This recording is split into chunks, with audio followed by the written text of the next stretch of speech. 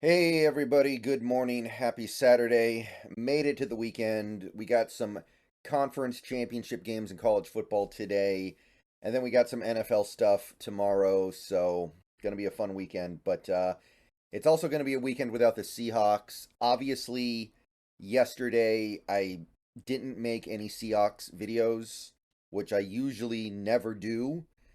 But yesterday was a momentous Pac 12 title game. I wanted to focus on that. And, I mean, to just be straight honest, to just be real here, I'm right now to talk about the Seahawks is to inject a lot of negativity into the universe because the team is on a 3 game losing streak. Things are not going well. And if you're going to be real about the Seahawks right now, you have to be negative about most things. Otherwise, then you're just making stuff up. You're projecting your own feelings. You're projecting your own perception onto the team because right now things are not cool. This team was 5-2. This team was 6-3. We're 6-6, and we are staring 6-8 square in the face. And it feels pretty much inevitable. I think this season's done. There are too many teams that have gotten involved in the bottom area of the NFC wildcard race. I'm not confident 9 wins gets it anymore, and I think 9 wins is our best case scenario. And yeah, I think we're missing the playoffs, and I think that even if we get that winning record, even if we have the same record as we did last year, it's still not going to be enough. So while I am going to continue to talk about the team the rest of the season, we've got 5 games left. We got to talk about it. We got to see what happens. I'm kind of over it. Like, I'm not really seeing a good path at this point. Thursday night was the opportunity to maybe get ourselves off the mat. And I don't believe that same opportunity is going to be afforded us against San Fran or Philadelphia. But what I want to ask is we got to talk more about Pete Carroll here because to me, that's the whole thing. And I know some people are sick of it, and I'm sorry if you are. I understand that you guys are out there. I see you, but I don't know how else to meaningfully discuss this team right now. I really don't. Like, I Thursday's game put me on a new level. Like this stuff works in levels. 2019, I was like, I don't know about Carroll right now. 2020, I was like, yeah, I think we might need to move on from Carroll. 2021, I was like, I really think we need to move on from Pete Carroll. Now I'm just completely over it, and I can't see any other way. And honestly, to be real, it's hard for me to see it any other way. It's hard for me to understand people who have different perspectives on this one because this has been going on for a long time now, and he's the defensive guy. This defense hasn't been good since Obama was president, and right now it's actually worse than ever, which is crazy because we have way better players than we've had for most of the non-LOB years here in Seattle. But I want to talk about one particular thing. This is kind of the big. This is the big one. This is the bottom line question of these things we discuss on this channel, the things that I talk about. Is there any chance any of it matters? Is there any chance that anything that I talk about on these videos will matter when it comes to decision time when the off season hits? Because again, I now feel pretty confident that we're just not going to make the playoffs. So the offseason comes when the regular season ends, and I want to ask, do you guys think there is any way meaningful change, and by meaningful change, I mean one thing and one thing only, Pete Carroll not being the head coach of the Seahawks anymore happening? Because I and many others have wondered if it's even a possibility. Like, would the thought of moving away from Pete Carroll as our head coach even enter the mind of Jody Allen right now? So I noticed these things in the Seahawks fan base. I want to talk about a few different angles here. I want to talk about a couple different aspects going on here. First of all, the thing I want to lead with here is Michael Sean Dugar, who is a beat reporter for the Seahawks. He's a beat reporter. He's not an analyst. He's not a talking head. He's a beat reporter. I have his tweets in my videos a lot. Um, he does occasionally offer up takes. He does occasionally have opinions, but he is by and large a beat reporter. And beat reporters typically try to keep it to just what happened, right? They don't go crazy out of pocket saying stuff negative or positive about the team. They just present what happened. So Michael Sean Dugar went on a podcast recently, Seahawks Man to Man, after the Thursday night game 2 days ago, and he said in that show, I'm not gonna play the clip. Obviously, if you want to watch it, go watch it. But at the end of the podcast, he just comes out and says, "I think it's time for Pete Carroll to go. I think it's time for the coaches to go." And coming from somebody like him, somebody who is not somebody like me, who has been calling for Pete Carroll on and off for a few years now, that feels meaningful. I don't feel like you see beat reporters just willy-nilly saying, "Oh, this coach, this long-time 13-year future Hall of Fame head coach needs to go." But he laid it out really well. He said, "Look, we have given this coaching staff everything they could ever want to have success on defense. We brought back Bobby Wagner. We spent a record amount of free agent money to bring in Draymond Jones. We brought in Leonard Williams. We drafted Devin Witherspoon in the top 5. We've got Boye Mafe, and the defense is still bad." So he basically said, there's no defending this. You cannot defend any of this. This is not some defense with no resources in it. This defense has massive resources. Menon on Twitter, Arjun Menon, put together this chart. This was about a week and a half ago. Cash spending on defense in 2023. The Seahawks have the second most expensive defense in the NFL. We spend more money on our defense than the Steelers, than the Jets, than the Cowboys. We spend way more than a team like even the Browns. We're spending way more than the Ravens. We're spending more than the Dolphins and Bills and like every team except the Niners. The only team that is spending more money on their defense than the Seahawks is the 49ers. And this chart says we're about average in EPA per play. This chart was made before the Niners game on Thanksgiving. So you add in that Niners game, and now you add in that Cowboys game, we're probably well below average. So we are the second most expensive defense in football, and the results are well below average. And this is obviously just an EPA stat. If you want to get a little more basic and just look at points per game, I mean, I checked it right after that game was over on on Thursday. We are 25th in points per game allowed. 25th.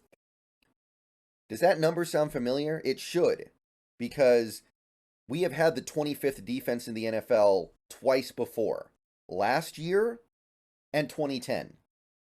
So this defense, as of right now, is just as bad in terms of allowing points per game relative to the rest of the league as the defense that Pete Carroll had his first season in Seattle. Remember that terrible, awful team he took over from Jim Moore Jr.? That garbage roster that had like maybe 3 good players on defense? Yeah, that defense is just as effective as this defense. And of course, last year we were just like, oh, it's a new defense. They're switching stuff. Maybe it'll get better with a second year of trying to implement this stuff. No, it's just as bad with more talent. And again, I want to keep stressing this. Compare the roster in 2010 to the roster now. There's no comparison. This team has guys like Devin Witherspoon, Reek Woolen, Trey Brown at cornerback. That might be the best trio of corners in the NFL. Those guys are really good. You got Bobby Wagner. You got a career year from Jordan Brooks. You bring in Draymond Jones. You bring Boye Mafe up to borderline Pro Bowl level the way he's been playing. He's been awesome. Jaron Reed playing some of the best football of his life. We have great players. Or at the very least, we have really good players. I don't know if they're great. Some of them are young. But we have good players.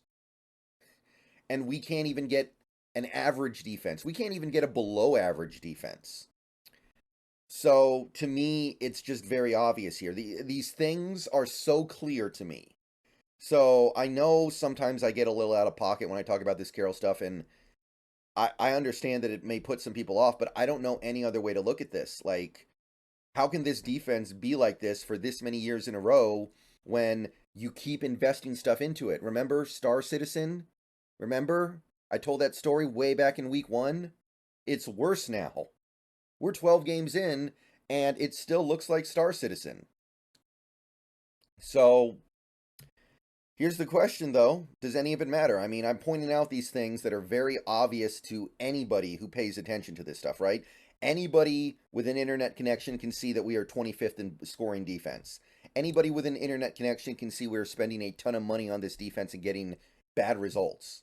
And like I said at the start of the video when I started kind of going into this, you can see some people really starting to have this game against Dallas be the line in the sand. Like, okay, I have no more faith. And like I said, this is not just some guy who calls for Pete Carroll every other week. Like, for me to say fire Pete Carroll, people can be like, oh, well, he's said that a lot before. That doesn't mean anything. Mike Dugar saying it, I'd like to think you could at least listen to him. I like to think you could at least say, wait a minute. Mike Dugar wouldn't say that lightly. Pete Carroll is literally in his ex PFP or Twitter PFP or whatever. So it seems like a little bit of the narrative is starting to turn, and you are starting to see more people who previously would not have said these things or thought these things now saying and thinking those things. But will it actually result in change? Is there any way? Do you think there is any possibility that Pete Carroll is not the Seattle Seahawks head coach in 2024? Because to me, if we don't get that, nothing else we do really matters. So, I will say this. I don't believe that this season is going to be some kind of a wake-up call for Jody Allen to be like, okay, this is getting untenable. I maybe at the end of this season we'll look at the revenues, the revenue share for each team, and we'll see like, whoa, the Seahawks revenue was down like 20% this year because they couldn't sell tickets to their home games because the team fell apart in the second half of the year.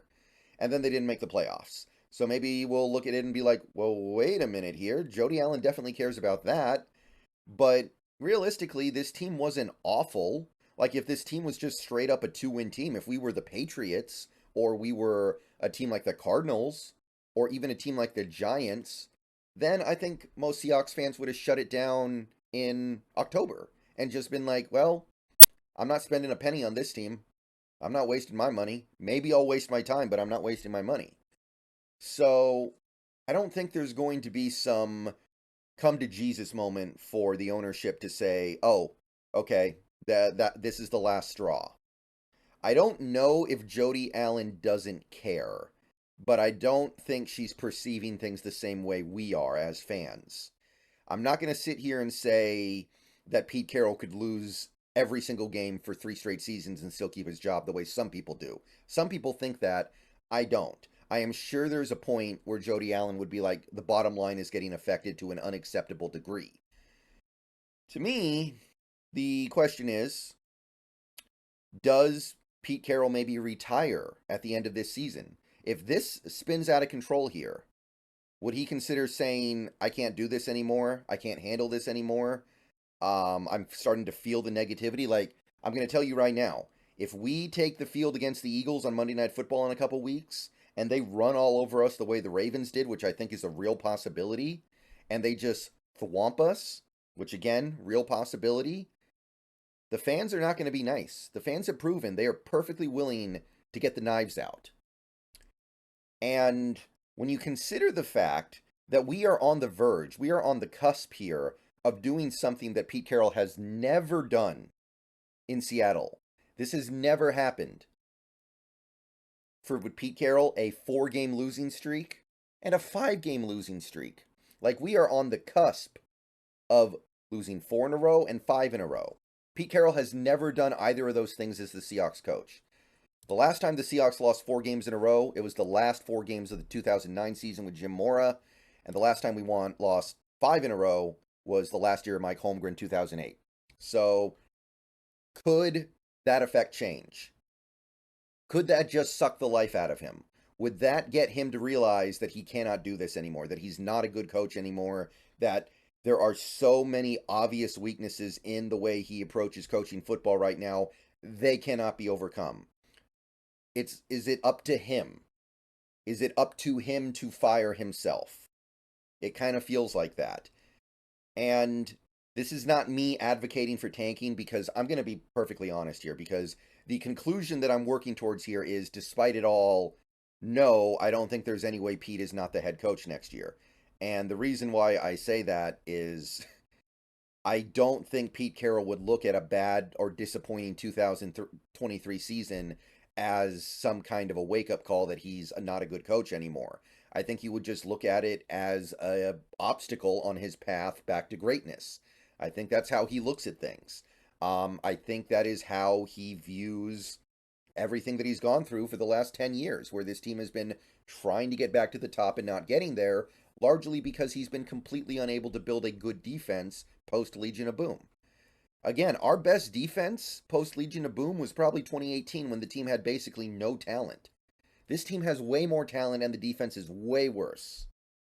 So I don't see Pete Carroll looking at things that way. I don't see him having some eureka moment where he realizes he's not cut out for this league anymore. And I very firmly believe, and I have no problem saying so, that it's not.